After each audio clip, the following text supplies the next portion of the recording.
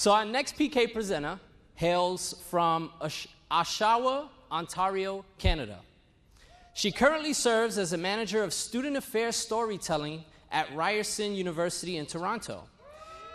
Yes. And is starting a podcast of stories told by women called Women in Story. She's actually recording a few stories here at ACPA, and she may have done some already, and if she hasn't, she's probably going to do some more. So if you know some really awesome women with really awesome stories, and if you're one of them, you should probably connect with her. And I think I'm going to connect you with a few people myself. Her talk tonight discusses the big problems that only empathy can solve and positions storytelling as our path to developing widespread empathy. Here to present storytelling as the path to change, let's give a warm welcome to Lesley D'Souza.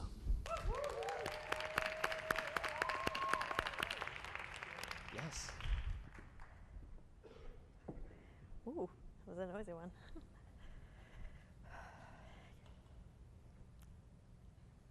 I believe that all our problems can be solved with empathy, and that storytelling is how we generate empathy.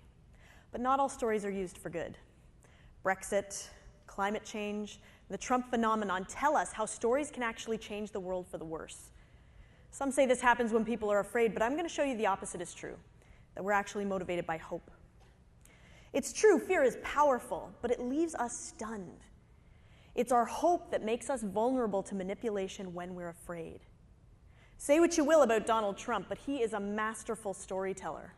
He's amazing at terrifying people and then capturing their hope with stories that are generally fictional. These are my two boys. My world has changed so much since they came into my life, including a whole new level of fear. I'm haunted by the realities I will have to explain to them one day.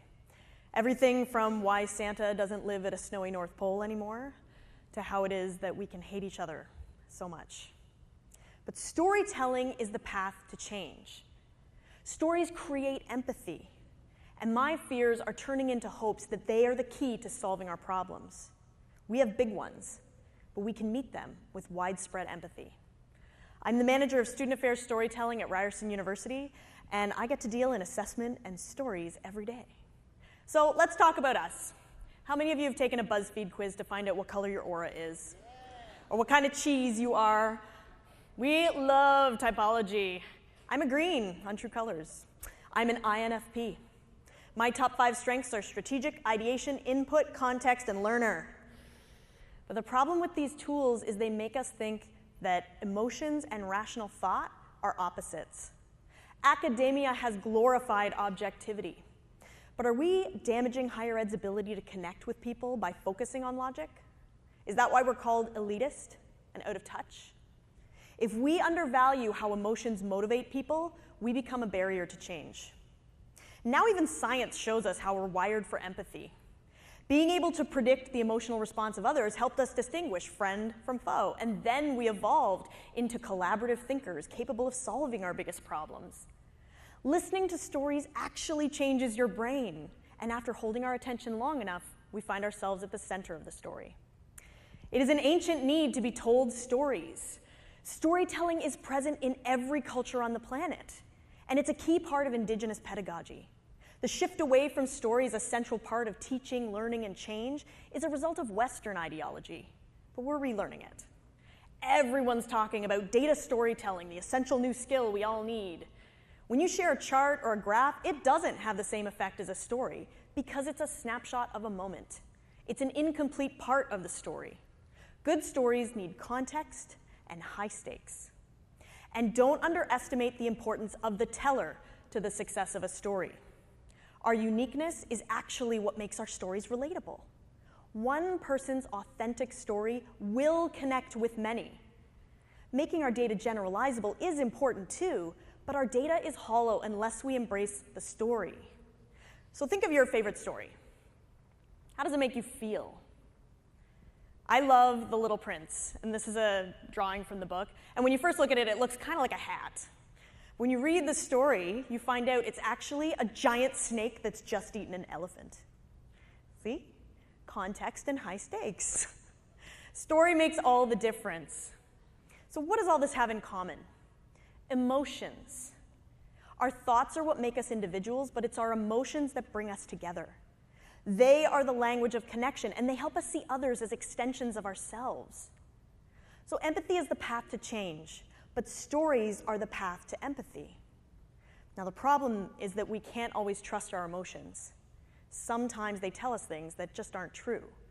We have to learn to use our rational mind to find facts and figure out which of the stories we connect with are actually real. And we have to teach our students to do that too.